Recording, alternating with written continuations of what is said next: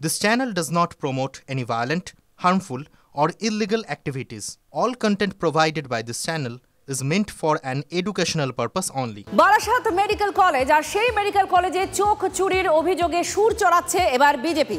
স্বাস্থ্য দপ্তরকে ব্যবহার করে হাসপাতালে সক্রিয় রয়েছে অঙ্গ পাচার চক্র। বিস্ফোরক এই অভিযোগ করছেন বিজেপি নেতা রুদ্রনীল ঘোষ। বারাসাতের মেডিকেল কলেজে চোখ চুরির পেছনে অঙ্গ পাচার চক্রীরা আছে এমনই অভিযোগ করছেন রুদ্রনীল ঘোষ। বিজেপি নেতার এই বিস্ফোরক অভিযোগ, তিনি বলছেন যে স্বাস্থ্য দপ্তরকে ব্যবহার করেই এই চক্র সক্রিয় হয়ে রয়েছে। রুদ্রনীল ঘোষ বিজেপি নেতা, তার বড় অভিযোগ, তিনি বলছেন যে স্বাস্থ্য দপ্তরকে ব্যবহার করছে আর এই হাসপাতালে সক্রিয় হয়ে রয়েছে অঙ্গ পাচার চক্র। পরিকল্পিতভাবে অঙ্গ প্রত্যঙ্গ পাচারকারী এবং যাবতীয় দুর্নীতি যা আরজি কর বলুন, মুর্শিদাবাদ বলুন, মালদা বলুন, মুর্শিদাবাদ মালদা এই সবকটা জায়গায় যেভাবে স্বাস্থ্য দপ্তরকে ব্যবহার করা হচ্ছে দুর্নীতির জন্য, টেন্ডার ভেন্ডারের জন্য, অঙ্গ প্রত্যঙ্গ পাচারের ব্যবসার জন্য, যা ভয়ঙ্কর একটি ঘটনা। যাতে আমাদের ওখানে যাওয়া অবরুদ্ধ হয়, মানুষের দাবি তুলতে যাতে আমরা বিনয় বা অনুরোধ করতেও না পারি, কার্যত মাফিয়াদের অঙ্গুলি নির্দেশে যারা এই অঙ্গ প্রত্যঙ্গ পাচারকারী তাদের নির্দেশেই এফআইআর তা স্পষ্ট। এবং মমতা বন্দ্যোপাধ্যায় কার্যত ভারতবর্ষ হেলিয়ে দিতে গিয়ে নিজেই হেলে গেলেন পশ্চিমবঙ্গে যন্ত্রণায় থাকা মানুষের বিক্ষোভে। বিস্ফোরক অভিযোগ করছেন রুদ্রনীল ঘোষ। তিনি সরাসরি বলছেন যে স্বাস্থ্য দপ্তরের অর্থাৎ এই পুরো সিস্টেমের কে কাজে লাগিয়েই এই অঙ্গ পাচার চক্র সক্রিয় রয়েছে, যেখানে পরিবারের তরফ থেকে অভিযোগ করা হচ্ছে চোখ চুরি করে নেওয়া হয়েছে এবং তাদের আরও সন্দেহ এই অভিযোগের সঙ্গে সঙ্গে আরও কোনো অঙ্গ প্রত্যঙ্গও হয়তো চুরি হতে পারে, এমনটা তারা সন্দেহ করছেন, এমনটা তাদের অভিযোগের তালিকায় রয়েছে। আর এখানেই রুদ্রনীল ঘোষ বিজেপি নেতা, তিনি অভিযোগ করছেন যে অঙ্গ পাচার চক্র জড়িয়ে রয়েছে আর স্বাস্থ্য দপ্তরকে ব্যবহার করেই এরা সক্রিয় হয়ে রয়েছে বলে তার অভিযোগ। স্বাস্থ্য দপ্তরকে ব্যবহার করছেন, তিনি সরাসরি স্বাস্থ্য দপ্তরকে নিশানা করছেন। মুখ্যমন্ত্রী মমতা বন্দ্যোপাধ্যায়ের দপ্তরের প্রধান এবং সেখানেই তিনি অভিযোগ করছেন, রুদ্রনীল ঘোষ অভিযোগ করছেন যে এই স্বাস্থ্য দপ্তরকেই ব্যবহার করে হাসপাতালে সক্রিয় হয়ে রয়েছে অঙ্গ পাচার চক্র। এবং এই চোখ চুরির যে অভিযোগ করা হচ্ছে, রুদ্রনীল ঘোষ বিজেপি নেতা তিনি অভিযোগ করছেন যে এটা অঙ্গ পাচারকারীরা এর সঙ্গে যুক্ত রয়েছে।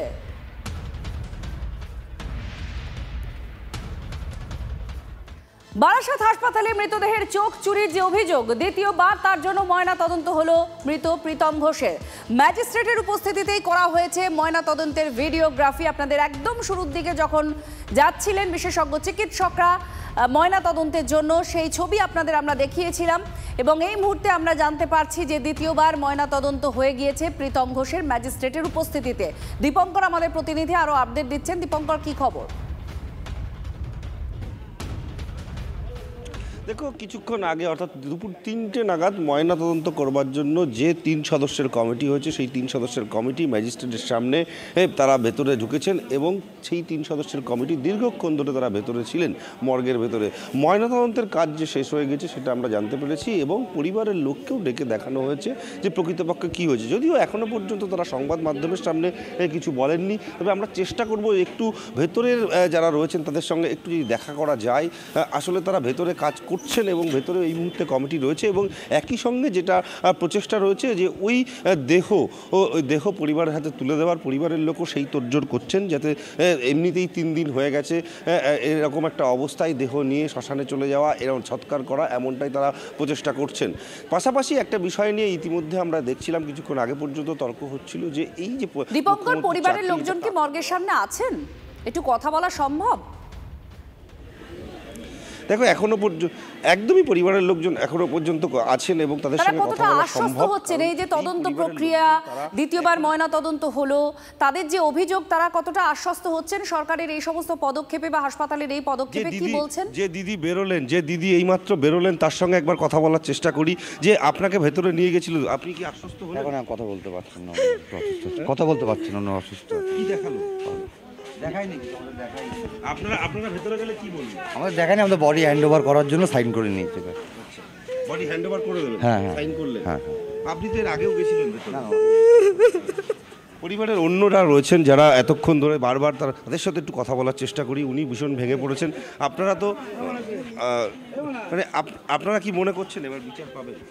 আমরা ওসব কিছু জানি না, এখন আমাদের মাথা কাজ করছে না, এখন আমাদের বডি বেরোক সেইটা নিয়ে আমরা এখন সৎ কাজটা ভালো করে করতে চাই, ব্যাস। আর এখন আমরা কিছু বলতে চাই। বুঝতে পারছো পরিবারের লোক ভেঙে পড়েছেন, তারা সকাল থেকেই এই বিষয়ের মধ্যে রয়েছেন। এই যে দিদি কিছুক্ষণ আগে দেহ নিয়ে যাবেন তার জন্য ভেতরে সই করতে গেছিলেন এবং কান্নায় ভেঙে পড়েছেন। স্বাভাবিকভাবে তার একটা 33-34 বছর বয়সের ভাই, সে অ্যাক্সিডেন্টে মারা গেছে এবং তারপর তার চোখ কেউ উপলে নিয়েছে। পরিবারের অভিযোগ যে চোখ চুরি করে নেওয়া হয়েছে, কেটে অপারেশন করে বিক্রি করে দেওয়া হয়েছে, এরকম পরিবারের অভিযোগ রয়েছে। এবং সেই কারণেই কিন্তু যে মুখ্যমন্ত্রীর কনভয়ের সামনে তারা গেছিলেন, মুখ্যমন্ত্রীকে জানিয়েছেন, মুখ্যমন্ত্রী গোটা ঘটনার তদন্তের নির্দেশ দিয়েছেন। এমতো পরিস্থিতিতে এবং আজকে সন্ধ্যের মধ্যে রিপোর্ট যাওয়ার কথা। অনেক ধন্যবাদ দীপঙ্কর, আমাদের প্রতিনিধি আমাদের সঙ্গে ছিলেন। এবং আপনারা দেখতে পাচ্ছেন খুব স্বাভাবিক, বাড়ির ছেলে তার মৃত্যু হয়েছে দুর্ঘটনায়, কিন্তু তার মধ্যেও যেটা খুব গুরুত্বপূর্ণ অভিযোগ তারা করছেন এবং গুরুতর অভিযোগ করছেন যে তাদের ছেলের মরদেহ থেকে চোখ চুরি হয়ে গিয়েছে। এই অভিযোগ তারা মুখ্যমন্ত্রীর কাছেও করেছেন।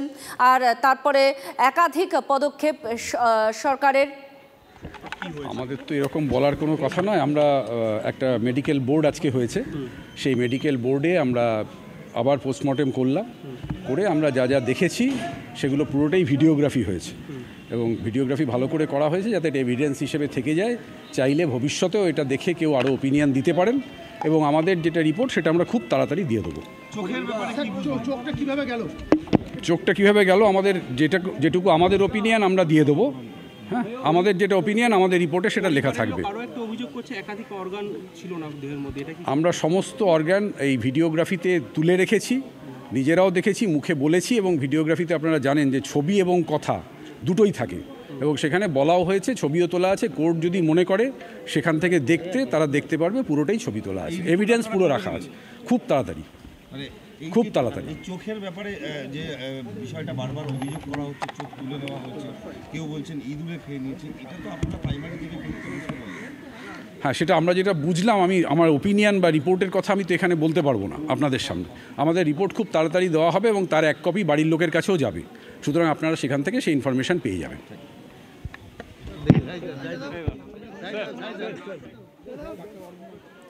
আপনারা শুনলেন চিকিৎসকদের তরফ থেকে যে বিশেষ টিম এই ময়নাতদন্ত করেছেন দ্বিতীয়বার, তাদের তরফ থেকে বলা হয়েছে ভিডিওগ্রাফিতে সমস্তটা রেকর্ড করা হয়েছে।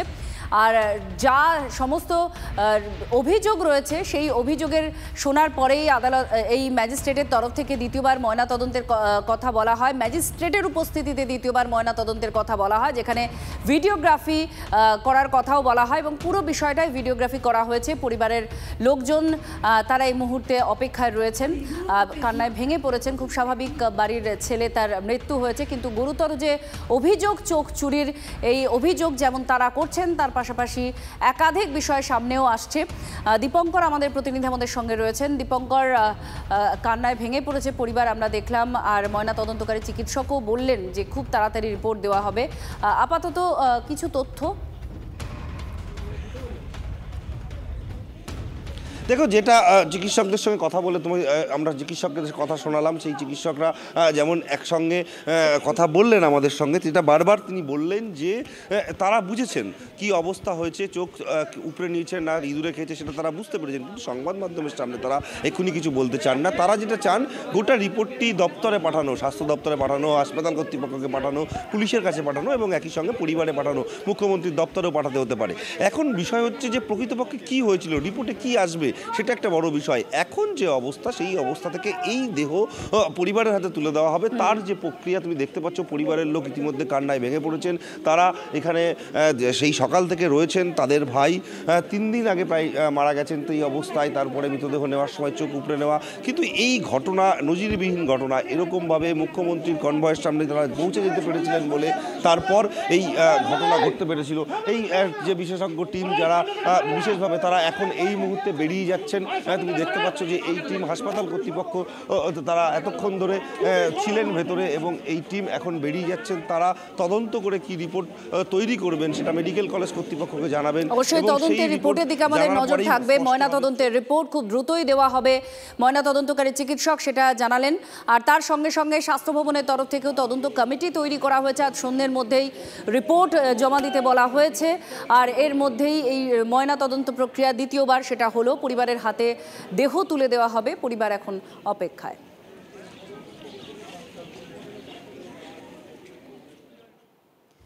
পরিবারের তরফ থেকে তো একাধিক অভিযোগ করা হয়েছে, তার মধ্যে একটি অভিযোগ, একটি পরিস্থিতি সেটা তারা ব্যাখ্যা করছেন এবং সেখান থেকেই তাদের অভিযোগ যে মগ থেকে যখন দেহ বের করা হয় সেই সময় দেখা যায় চোখের ওপরে তুলসী পাতা দেওয়া আছে। মৃতের পরিজনরা সেখানেই অভিযোগ করছেন যে তুলসী পাতা সরাতেই দেখা যায় চোখ নেই।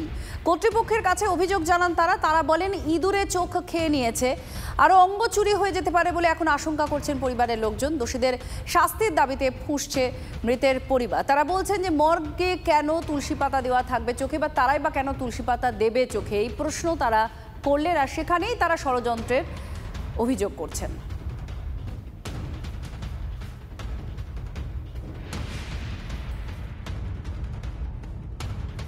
মুখ্যমন্ত্রী আপনাদের চাকরি দেবেন বলেছেন। সব কিছু আমরা পরে ভাববো, হিসাব আমার আগে বিচার চাই, আমার বিচার চাই। এখন বিচার ছাড়া আমি কিচ্ছু সিদ্ধান্ত এখন নিতে হবে না। আমার মাথা ঠিক নেই, এখন আমার স্বামী নেই, অল্প বয়সে চলে যায়, একটা ছেলে ছিল আমার, এই 20 দিনের বাচ্চা, কি করে কি করবো আমাদের এই, আমরা এখন কিচ্ছু সিদ্ধান্ত নিতে পারছি না, মাথা ঠিক নেই। আমরা এখন বিচারটাই চাই ছেলের। কেন আমার ছেলের দুটো চোখ থাকা সত্ত্বেও আমার ছেলের চোখ কেন চলে যাবে, এই বিচারটা আমরাই চাই, আর কিচ্ছু চাই না। হাসপাতাল কর্তৃপক্ষ কি ধামাচাপা?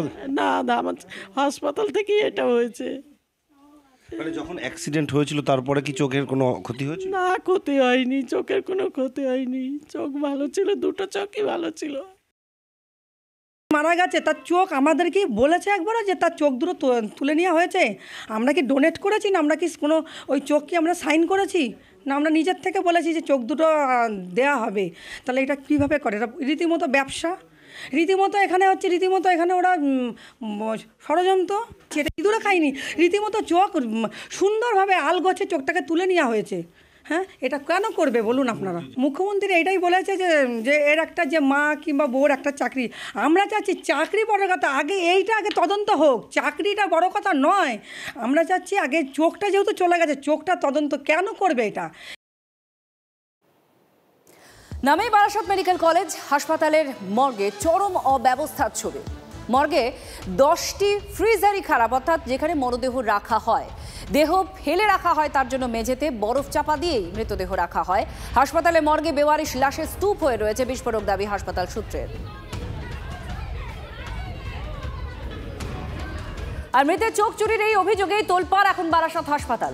মগ থেকে কিভাবে উধাও হয়ে গেল মৃতের চোখ? নেপথ্যে কি অঙ্গ পাচার চক্রের হাত? চোখ চুরির পর তুলসী পাতা দিয়ে ঢাকার চেষ্টা করা হয়েছে। হাসপাতালের বিরুদ্ধে গুরুতর অভিযোগ মৃতের পরিবারের। বিচারটা করুক, তারপরে ব্যবস্থা পরে হবে, আগে বিচারটা করুক। আমার এর বিচারটা চাই আমি। আমার স্বামীর চোখটা চুরি হয়েছে, ওটা তো মনে হচ্ছে কোনো অপারেশনের মাধ্যমে তুলে নেওয়া হয়েছে। ইঁদুরে যদি কামড়াতো বা ছিঁড়ে নিত, সেটা একটা চোখের ওপরে একটা আঁচড় দাগ বা মুখের ওপরে দাগ সেটা থাকতো, একটা সাইড থেকেও কেটে নিলে সেটাও তো থাকতো। পুরো চোখটাই তুলে নিয়ে চলে গেছে। একটা ইঁদুর এতটাই পারবে যে একটা চোখ তুলে নিয়ে যেতে পারে? এটা তার মানে কেউ গিয়ে ওখান থেকে আলাদা করে চোখটা বার করে, ওটা অপারেশনের মাধ্যমে মনে হচ্ছে তো তোলা হয়েছে। আর ওখানে তুলসী পাতাটা কেন দিল চোখে? হসপিটাল থেকে তুলসী পাতাটা কেন দিল? আমরা বাড়ি এসে দিতে পারতাম না? ওটা লোকানোর চেষ্টা করছে তো ওরা। মন্ত্রী প্রতিশ্রুতি দিয়েছেন, তারপরে কি কোথাও ভরসা থাকছে? ভরসা তো ওনার উপরে আছে, উনি বিচার করবেন, উনি সব কিছুই আমাদের যদি ঠিকঠাক করেন। আমরা 3 জন অসহায়, 3 জনের কেউ নেই, উনি ছিলেন উপার্জনকারী একমাত্র আমাদের দেখার। আমাদের 3 জনকে কে দেখবে বলুন? আর এই বিতর্ক দানাবাদে মর্গের এক কর্মী, তার দাবি কি? তিনি বলছেন ইঁদুর খুবলে নিয়েছে মৃতের চোখ। ওইটা দেহ যে থাকে সেটা হলো টেচারের উপরে থাকে, সেটা তখন হয় না। আর ওইটা নিচে, আপনাদের ওইটা নিচে বরফ করা হয়েছিল, সেই ক্ষেত্রে আমরা ওই ঢাকা ছিল বলে ওর ওপর থেকে ইঁদুরটা কাটেছে। দেহটা কি হয়েছে? চোখটা ইঁদুরেই কেটেছিল। হ্যাঁ, তা যে একজন প্রথমে এসেছিল, তা যে প্রথম বাড়িতে এসে দেখাশুনো করেছিল, পয়সা ময়সা দিয়েছিল, তা সে বলেছিল যে তাকে বলানো হয়েছিল যে ভাই দেখে যা, এখানে ইঁদুরে এটাই হয়েছে। তা সে বলেছিল ঠিক আছে আমি দেখে নেবো। ঠিক আছে, বাড়ির লোক কে নাকি ও জানি না, ও এসছে, ও সব কিছু জানি, ওকেই বলা হয়েছে। এবার পার্টিকেও বলিনি কি না বলেছে সেটাই জানি না। এবার বডি বের করার পরে এইটা হয়েছে। মর্গের কর্মী তিনি এই কথা বলছেন যে ইঁদুর খুবলে নিয়েছে, অথচ হাসপাতালের সুপার তিনি বলছেন ইঁদুর থাকার কোনো প্রশ্নই নেই মর্গে, নিয়মিত পেস্ট কন্ট্রোল করা হয়, সেটার কাগজপত্রও তার কাছে আছে, এমনটাই দাবি। বারাসাত মেডিকেলের সুপারে চোখ চুরির অভিযোগে তদন্ত করে দেখা হচ্ছে বলে সাফাই দিয়েছেন এমএসভিপি। মর্গের কর্মী বলছেন প্রচুর ইঁদুর আছে এবং আপনাদের কর্মীই বলছেন যে এই চোখ ইঁদুরেই তুলে নিয়েছে। আপনারা কি এটা মানছেন? না, এটা আমাদের অফিসিয়াল কোনো স্টেটমেন্ট নয়, আমাদের সরকারি তরফে এরকম কোনো স্টেটমেন্ট নেই।